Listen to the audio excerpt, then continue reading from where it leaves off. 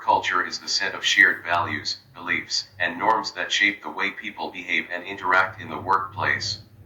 It is a dynamic and ever-evolving aspect of any organization, influenced by a variety of factors, including the company's history, leadership, and employee demographics. Characteristics of healthy work culture.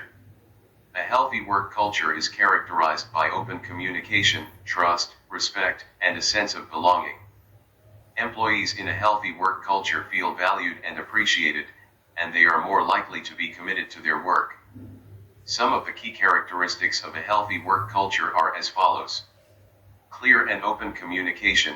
In a healthy work culture, there is open and honest communication between employees at all levels of the organization. This means that employees feel comfortable sharing their ideas and concerns, and they know that their feedback will be heard and respected. Trust and respect. In a healthy work culture, there is a high level of trust and respect among employees. This means that employees treat each other with respect, even when they disagree. A sense of belonging. In a healthy work culture, there is a strong sense of belonging among employees. This means that employees feel like they are valued members of the team, and they are comfortable being themselves. Opportunities for growth and development. In a healthy work culture, there are opportunities for employees to learn new skills and develop their careers. This means that employees are provided with training and development opportunities, and they are encouraged to take on new challenges. Work-life balance. In a healthy work culture, there is an emphasis on work-life balance. This means that employees are encouraged to take time off, and they are not expected to work long hours all the time. Recognition and appreciation. Employees need to feel like their work is valued and appreciated. Employees are given positive feedback, and they are rewarded for their accomplishments. A sense of purpose. Employees need to feel like their work is meaningful and has a positive impact on the world.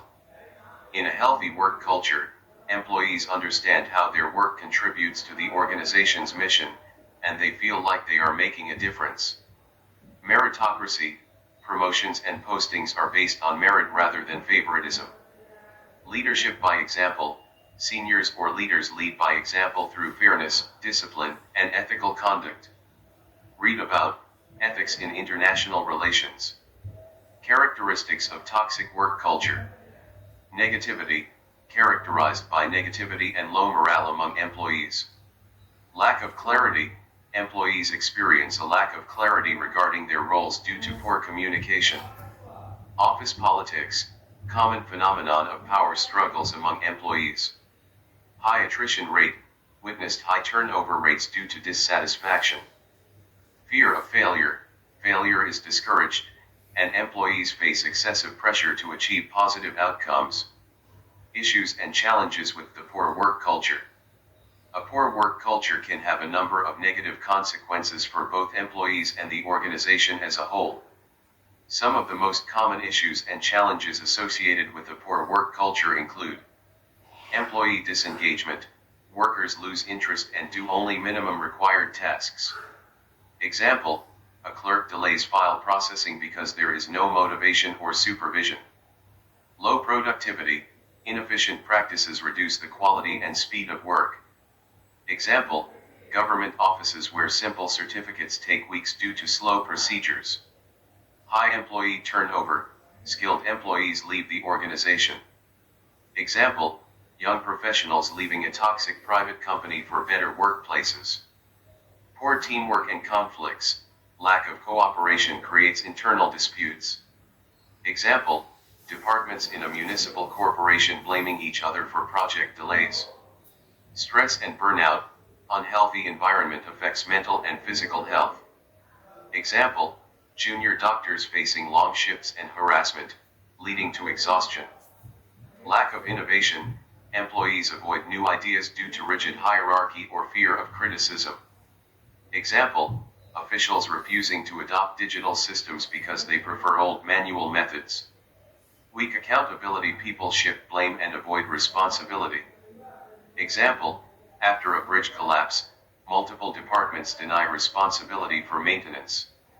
Corruption and unethical practices. Poor values lead to misuse of authority. Example, officials demanding bribes to clear licenses or permits.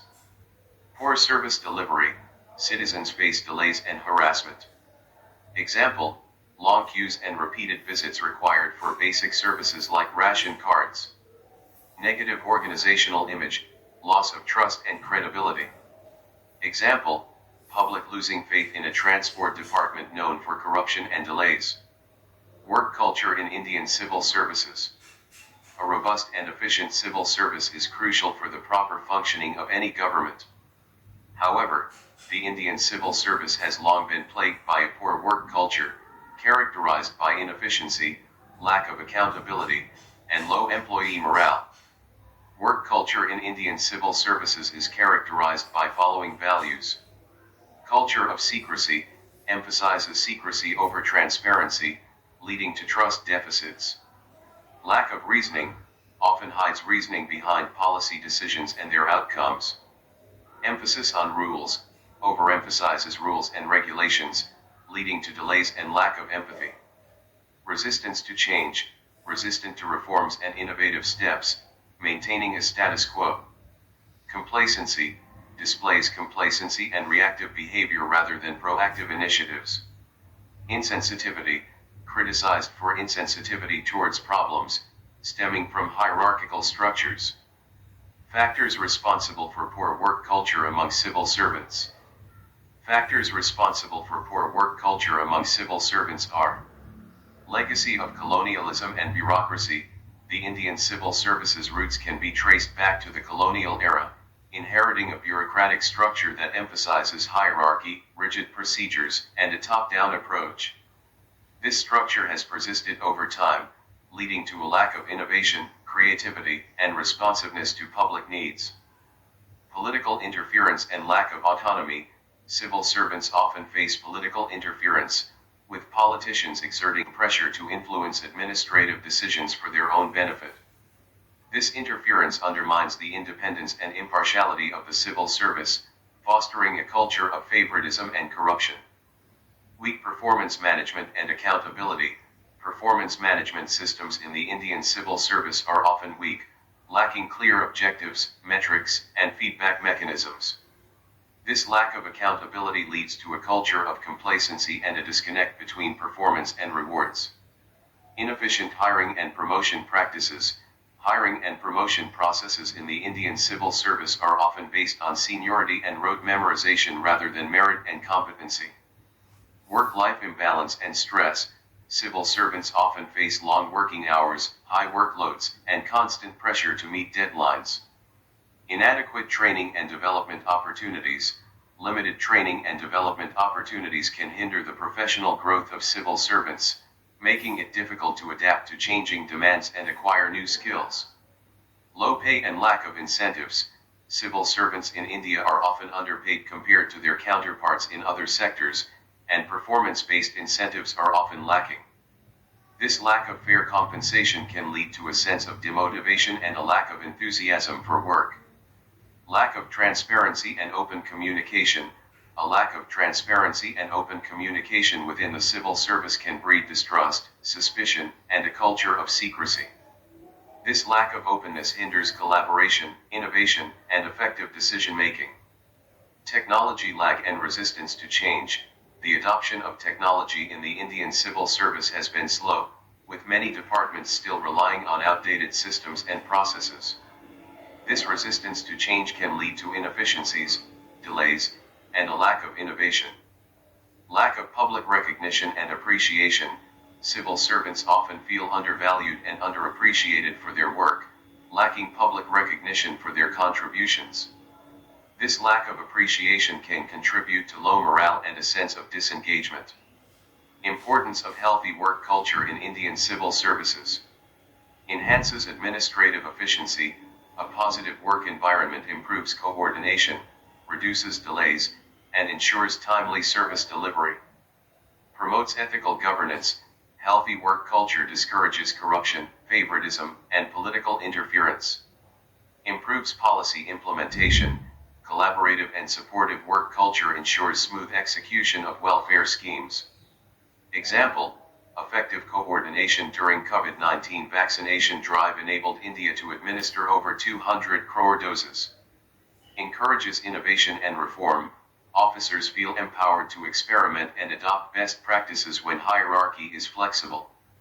Example, digital initiatives in land records, Bhumi Project, Karnataka, emerged from proactive administrative culture. Reduces stress and burnout. Civil servants handle high pressure. Supportive leadership prevents mental exhaustion and arbitrary transfers. Example, states ensuring fixed tenure under Civil Services Board guidelines promote stability. Strengthen citizen-centric governance. A respectful internal culture translates into empathetic public service delivery. Ensures accountability and transparency. Open communication channels reduce bureaucratic opacity. Attracts and retains talent. Merit-based recognition and non-politicized environment motivate officers. Ways to inculcate healthy work culture. Leadership excellence. Cultivate a leadership ethos that champions transparency, integrity, and employee well-being. Leaders should serve as role models, actively embodying the values of a positive work culture. Comprehensive training programs. Introduce ongoing training initiatives to upskill civil servants, aligning their competencies with contemporary demands. Include modules on leadership, communication, and stress management.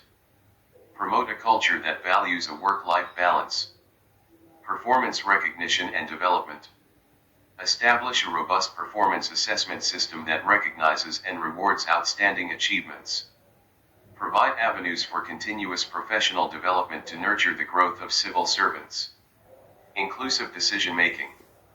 Encourage participatory decision-making processes, fostering a culture where diverse voices and perspectives are valued. Empower employees to contribute ideas and solutions. Streamline processes and technology integration. Modernize bureaucratic processes to reduce red tape and enhance efficiency. Embrace technology for streamlined operations, data-driven decision-making, and improved service delivery. Citizen-centric services. Engage with citizens to understand their needs, expectations, and feedback. Integrate citizen input into the development and enhancement of public services. Continuous monitoring and feedback. Implement regular monitoring mechanisms to assess the effectiveness of cultural improvements. Seek feedback from employees and stakeholders to identify areas for continuous enhancement. Ethical conduct and accountability. Reinforce adherence to ethical standards and accountability through consistent enforcement of legal provisions. Uphold a culture where integrity is paramount. Public awareness and engagement.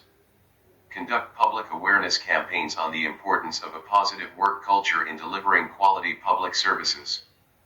Foster transparency by keeping the public informed about government initiatives.